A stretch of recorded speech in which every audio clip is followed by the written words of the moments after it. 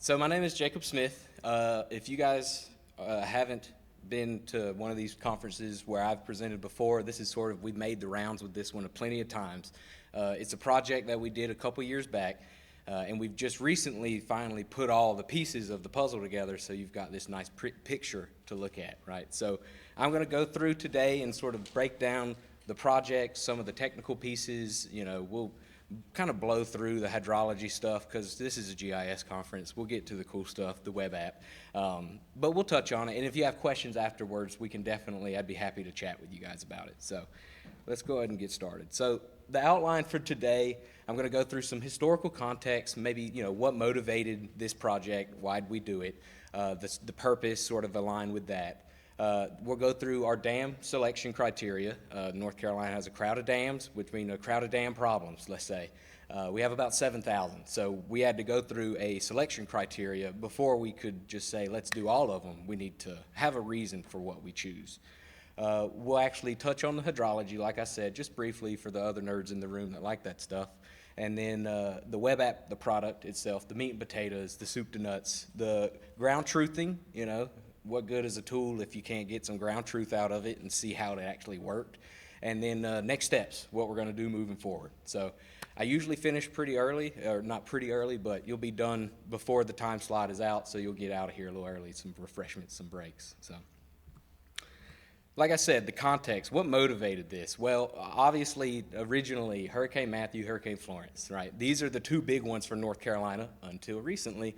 Hurricane Helene has actually made up the third bit that we're still working on incorporating. So tune back in, later presentation if you see me. It'll have a whole lot more data. But Hurricane Florence, Hurricane Matthew, those were the two motivators. Why? Well, because of all of the damages, right? Approximately speaking, we're looking at a crowd of damages, right? Between both storms, 10.3 billion for one, 16.7 billion for others, and these are rough estimates, rough figures. 20 inches of rainfall to 30 inches of rainfall. I mean, the big piece that we're concerned with in dam safety, though, is the 2,300 water rescues and the 5,000 water rescues, along with the deaths attributed to flooding, the 23 or the 25 and the 42, because we're dam safety. And unfortunately, during floods, if a dam fails, if it overtops and it floods, unfortunately, the flooding downstream is only going to be exacerbated by the dam's additional flow, right? And so we can't stop the floods, we can't stop the rain. However, we at our program in dam safety can identify red flags before they become one. So we can start to activate a little bit more proactive rather than reactive. And so the study purpose, when you boil it down into 3 bullets, evaluate the overtopping potential for our flood-prone river basins. Identify hydraulically insufficient dams, because this was the other piece. We didn't initially go after these dams to identify them as hydraulically insufficient. However, if these dams overtop in a 100-year storm scenario and it's a high-hazard dam, well, in the state of North Carolina, that dam should not overtop for the 1/3 probable maximum precipitation event. So in this project, we have determined a number of dams, their spillway capacity is hydraulically insufficient. And so that was helpful as well from moving forward, identifying problems and addressing them. And then really the main piece of it is we wanted to increase local emergency response, the resiliency. We wanted to, again, move and start acting from a reactive or a proactive stance rather than a reactive stance, right? And so if you just want to see what our river basins are sort of broken down like, this is how it is.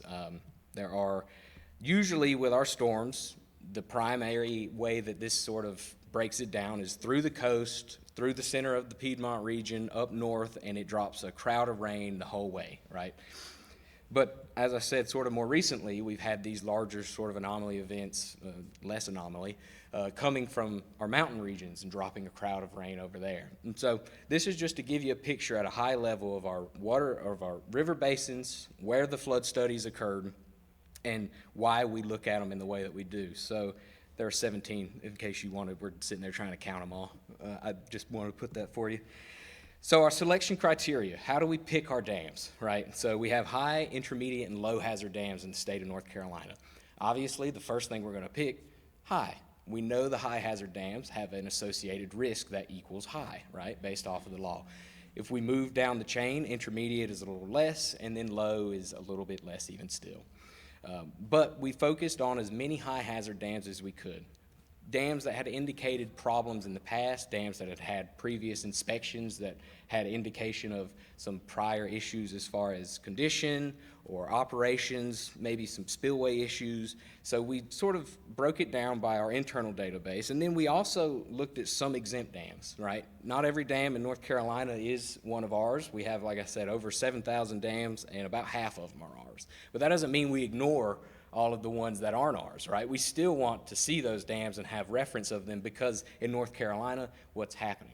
We're getting new properties built up downstream of these dams every other week, and suddenly a low hazard exempt dam is clicked into being a high hazard jurisdictional dam. And we chose specifically certain dams that just had a lot of capacity. So greater than 100 acre feet of storage is a fair amount of water behind a dam. And so those are the exempt ones we chose to focus on for now, for the fact that they would probably have the most outfall if they did happen to fail. And so in total, over 700 dams, I didn't lie, 767 dams were studied. Just the little details about our dams, it's a little blurry, but sort of our size criteria. The main thing I wanted to point out here is down across the bottom to sort of indicate that hydraulic insufficiency that we were able to see is a small high hazard dam, which is a majority of North Carolina dams, should be able to pass that 1/3 PMP spillway design, right? That's just what I want to point out here, is because you'll see once we go through some of the steps that there are a fair amount of high hazard dams that unfortunately cannot pass that amount of theoretical rain. And it is a fair amount of rain, but so the hydrology, like I said, we'll touch on it just for some of the people. Heck, HMS software was used, StreamStats was used to identify the longest flow path, SES curve number, and then I put some pictures here in case you don't like the nerd stuff. You can hang out and look at all the breaches that we have. So in the bottom here, you see a full breach that has occurred across one of our dams. A culvert washed out, blew out the entire roadway. And then over along the other side there, that is where we are actually able to start implementing mitigating efforts to stop the dam, sandbags, rocks, from overtopping and failing, right? And so this is just to sort of show what could happen if we don't act and what we can do if we do act, right? And so for our overtopping study, the main key, the main thing, the meat and potatoes is the 24-hour duration event with varying return periods, right? So what does that mean? Let me just skip, that's a bunch of technical. The web app tool. So bringing it all together, we're going to utilize some filters, some pre-existing filters that I made before I let the tool go live. We're going to identify the dams. We're going to operate from a top-down perspective. And then we're going to notify any owners, engineers, right? If we say, hey, your dam is indicated as a possible overtop coming with the amount of rain, can you go make sure your spillway is clear of debris, right? Make sure your trash rack is clear of debris. If there are any trees that may have already fallen down since our previous inspection, maybe let us know so we have a better idea from the central office. Put a star beside this one, right? There's a star, and now we've gotten in touch with the owner, the engineer, who's given us a bit more context, and now we know we're getting a better picture before the picture comes down, right? And so this is the back end, the attribute table. So I want to show you how this looks before we get into the tool, but we have our different return periods. So we have our 25-year, our 50-year, our 100-year, so on to the 1,000-year return period, each for the 24-hour duration.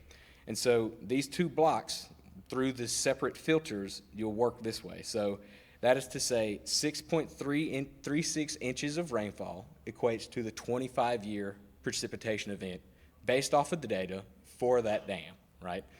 That equates to a negative value for the 25-year overtopping value of negative 0.2. So this is where it all starts to come together. A negative value per the rainfall would indicate freeboard below crest of dam. Positive values begin to indicate overtopping. And so 8.04 inches of rain for that 100-year rainfall scenario has been described by the data would equal around a foot of overtopping, and so on. 11 inches to 2 foot. And once we crest 2 foot above a dam, we're starting to really have some issues, right? And so from this tool, we can see, well, around 6 inches of rainfall, we should probably go ahead and start mobilizing some resources. We're less than a foot below the dam at 6 inches of rainfall, right? And so this is kind of how it all comes together. So the best way to sort of break it down and show you guys, I think, is through an example scenario. So this is, buckle up, hurricane's coming. So central Piedmont region and the western mountain region are expected to receive inundating rainfall. This is a very standard scenario. Rainfall will be between 5 and 6 inches, and the rainfall will be expected to last 24 to 72 hours. All right, this is about as good as the tool gets. So you click it, you follow the link, what do you see? You see a crowd of dots with a bunch of different colors, right? So the colors indicate the river basin, and there's an outline for each river basin to sort of show you the cutoff, right? But it's a lot of data, right? And so we need to start whittling it down, trying to find the areas that are of concern, because keep in the back of your mind, we just got a call from EOC saying this storm is impending, it's coming, right? We need to start getting some data as fast as we can so we can start mobilizing. So the first thing we're going to do is we're going to go to our precipitation filter. If you remember the back end, that's where we had those 25, 50, 100-year values, the rainfall measurements. So we'll get a predicted rainfall amount. For our particular scenario, 5 to 6 inches is what we've been given. And so what you're going to do is you're going to precipitation filter is greater than or equal to 5 inches, and less than or equal to 6 inches. There's our parameters. You'll enter. And what you'll see is a crowd of dots have fallen off the map. Well, now we have a span across the central region that indicate, well, per the data, these dams may see that amount of rainfall. That's not to say they might overtop, but that is per the 24-hour duration for any one of the return periods from 25 to 1,000 year. That dam could expect to see that amount of rainfall, right? And so the next thing you'll do, you'll see that adds up with your attribute. You click on a point and you'll see 6 inches equals this much rain for this much overtopping, right? So the next thing we're going to do is, okay, we've identified possible dams that could see that amount of rain given the theoretical models. Let's see what of those dams are going to overtop. So we'll go to the overtopping filter. Again, negative values indicate freeboard, positive values indicate overtopping, right? And so what we'll do is greater than or equal to 0, because we only want to see what's going to be at the crest. If it's at the crest, and you can adjust these values, we could put it to a half a foot below the crest, right? But for the sake of here, greater than or equal to 0, and what you'll see is even more dots have fallen off, right? So now what we're looking at are dams that for that 5 to 6 inches of rainfall could be expected to be at or above the crest for that given rainfall, right? So now we see, okay, funny enough, this area, Greensboro, Winston-Salem, has a few dams that might begin to see some overtopping. But that doesn't mean everything's bad, because not every dam is made equal, right? We have high, intermediate, and low. So the next thing we're going to do is we're going to operate from a risk-based point of view. We're going to go to our hazard class filter, and we're going to hit high, and what you'll see is our 4 remainders, and we have a couple over here out west, but our 4 remainders in this scenario are highlighted. We can see them. We know what county they're in. We know what municipality they fall under. We can find out the parcel information for whom the owner might be. We can get contact information that might have otherwise been a little hard to find in the thick of the emergency scenario, and we can start reaching out to people. And this is days before the event, right? We still haven't been hit. We've been able to indicate this is where the problems could lie. And so the last thing that I'll show you too is, say you get all the way here, you see the dams that are the problems, you want to know a little bit more. Well, there was a final report composed for every one of these dams. Every one of these hydraulic analysis had a full 15 to 20 page hydraulic report associated with spillway works, how it might operate, what rainfall might begin to drive overtopping. And so if you've gotten to this point and you want to know more, you can always click the overtopping link, which will take you, just some snippets here, to actual final report that'll have all the hydrology associated with it per the analysis that we had done. And so you can print this out, you can use it, if you're the owner, you can keep this for yourself. If you're not the owner, you can print this and find this information. This is just public tax dollars paid for this project. And so to that end, there was another session earlier that spoke to that end. Make sure that the information is available, right? So we have 2 versions of this web app. We have a public version and a internal version. The public version has a few less filters, simply because the filters, if used incorrectly, can sometimes create confusion needlessly, right? And so what we've tried to lean into with the public-facing version of this app is to allow for the data to be found.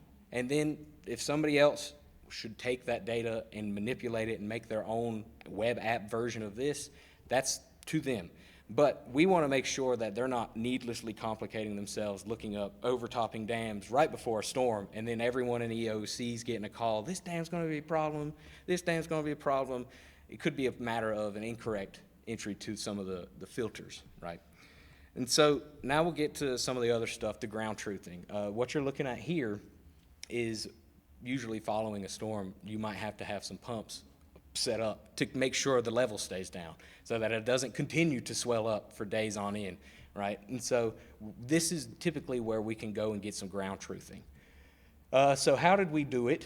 It was a little complicated because when I came in, the data had been sitting around for a year or two.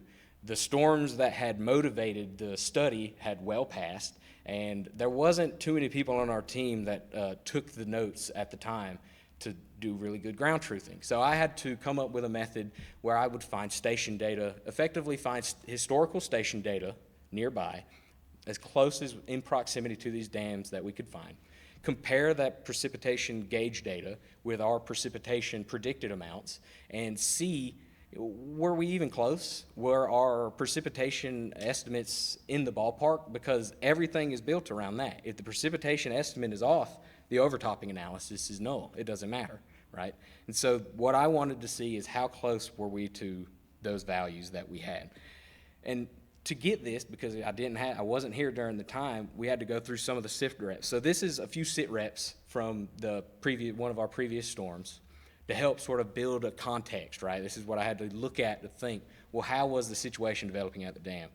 And so the two I've highlighted, they basically are here to demonstrate Wilso 009, we see some overtopping, relatively significant, and then Wake 014, see some overtopping, we come back and we see some things are different, not as bad as maybe initially expected. And so let's sort of see how this adds up with some of our results. So the 100-year per the HMS, per the analysis that we had done, this is what indicated the overtopping potential would be. So all values are positive, which adds up with our sit rep because they were overtopping the entire time. There were no dams. Both of these dams were well overtopped. And so if we turned to this value and saw a bunch of zeros, that'd be a big red flag, right? Because a bunch of zeros, negative values, would have indicated, oh, these dams didn't overtop, but they did. So that's good. That adds up. That's check one box, right? And so the next thing we're going to look at is we're going to look at the station data, right? Some of that historical station data with some of our actual calculated data. And really, it was pretty close. I was pleasantly surprised when I started running some of the numbers on how close our precipitation estimates were with what actually was seen during the storm with the station data. Ultimately, what we came down to is for our 100-year event for the 24-hour duration, we saw a fair amount of overlap. There were the rainfall amounts were very close with what would be predicted per the HMS.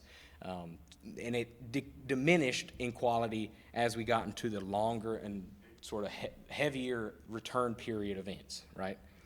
And so Hurricane Florence, similar situation. I'll just take you to the data. So again, we see all overtopping, another checkbox. We see that the rainfall amounts, this one was where there was some disparity, right? I started to notice, well, our values aren't as an agreement for this scenario. And when you break it and put it down here, we start to get a little bit more in agreement with the larger duration or the larger return period events. And so the reason behind this, and I've thought about it, is it all, for me, I believe boils down to duration, right? We're using a blanket 24-hour assumption for our methods here. So if we could do anything differently, I would add more durations, different shorter durations to incorporate in, because when you think to these two styles of storms, what did they do? The one blew through and dropped a ton of rain very fast, and one stalled out and slowed down. And so it may have been a certain storm duration or a certain storm return period, but due to the duration, it's skewing the data ever so slight, making it look as if it's a larger return period when in fact it may have been a less significant return period. But altogether, I wasn't upset with these results. Things were in general agreement, and they aligned with what I figured. As we got into the larger sort of PMP theoretical limits of rainfall, we were going to see a little bit more disparity between the data. And so for the next steps, I want to improve this. I want to incorporate Helene data first and foremost. There's a fair amount of ground truthing that still needs to be done there that I would love to incorporate into some of these results. We need to incorporate, we're doing a probable maximum precipitation study update for the state of North Carolina, and it's going to have a fair amount of updated values that I would love to also try and incorporate into this data set.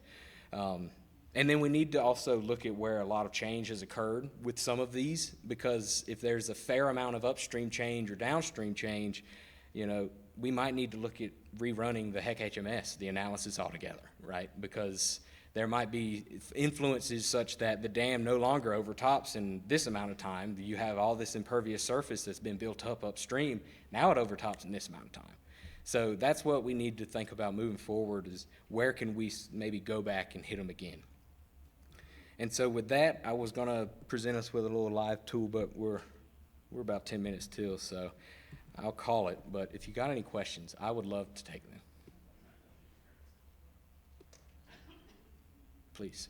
You had any success stories, like a storm coming in, you called ahead? Loved it, yes. Thank you for asking.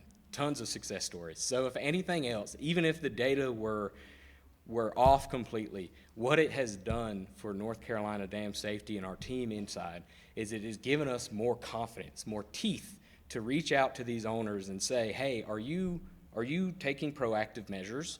And if they say, well, who are you to ask? Well, now we have some data that we can point to. We can say, look, this is what the data shows, So we've gotten in touch with some people who had no idea that their dam was a red flag, and they were able to go out, clear spillway of debris, move things out of the way. We've been able to stage resources with local emergency management. In a scenario like that, we've been able to identify, you've got a grouping of dams in this area, maybe consider putting some resources specific to road closures or things of that nature in this area, just so that we have it prepared, right? Because in the thick of the event, the chances of getting the stuff you need, it gets less and less. So I love it. Yeah, plenty of success stories so far. It's been a very helpful tool. So, yes. So how many are public dams and waterways versus private? And how much of a problem is that? So most of these done in the study are privately owned dams, which does incorporate another level to things, right? Your municipality, your city-owned dams, you can get in touch with them more easily and they can maneuver a little bit more quickly versus your mom and pop farm-owned dams. Oftentimes, we've found there are some dams that might be a red flag, and we reach out to these people and they're like, oh, they don't live there anymore. You know what I mean? So that certainly does create an issue, because there's less accountability for these smaller privately owned dams versus your larger sort of municipality public dams. Yes? Does this study take into account like the shape and size of like height of the dam and spillways, or also include like the structural integrity of the dams? Because I know like funding wise, maybe some of these dams they might not be able to check, hey, is the concrete still good? Yeah. Things like that. So from a geotechnical point of view, we didn't really get into the structural pieces of the dam, the components there. We were more concerned with the spillway works, how they might operate. So we did go out for all of these dams. There was a survey done at all of these dams to confirm dam height, dam crest, spillway capacity. Was the spillway as it is in the as-built is it still there? Is the riser broken off? You'd be surprised, right, what we've seen. So, yeah. Please. Do you have anything, any tools kind of like Feynman, where like if a dam failed, like maybe the impact So like an inundation zone, so where it would go. So yes, hot button topic inundation zones are, especially with dams. We have certain data layers that have inundation zones available. However, the impacts and the zones themselves, they are limited to the emergency action plan, which is with the owner and whomever they might choose to share that with, right? Obviously, local emergency management. But legally, there is no easy way to share all of the inundation zones at a high level across the state right now, right? There are certain laws in place that prevent us from doing that. It gets in the weeds, but we're asking right now, we've proposed some language to try and help some of these smaller dam owners that maybe don't have the resources to create those inundation zones. But it's in the works, yeah. We do have it. Hopefully they can give us the go-ahead, and then it's as easy as I just need to flip the switch, change the permissions, but. I was gonna ask that same question, but I'll ask a different one.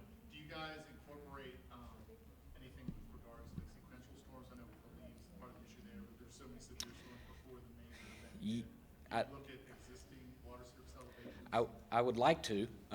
That's another limit of this dam, or of this tool, right, is we have to take into a crowd of assumptions. Now, that's where, when I see that there could be a red flag, I reach out to the owner, engineer, operator, and they tell me, well, the water level is actually pretty high. You know what I mean? That's where I try to get that information sort of firsthand. So then in all of my assumptions moving forward, that is a base level assumption being made, right? And we can put that in the notes, and we can make sure that everyone using the app moving forward has that same understanding of, oh, we got in touch with this person, the person indicated the level is about a foot from overtopping already, incorporate that into your considerations.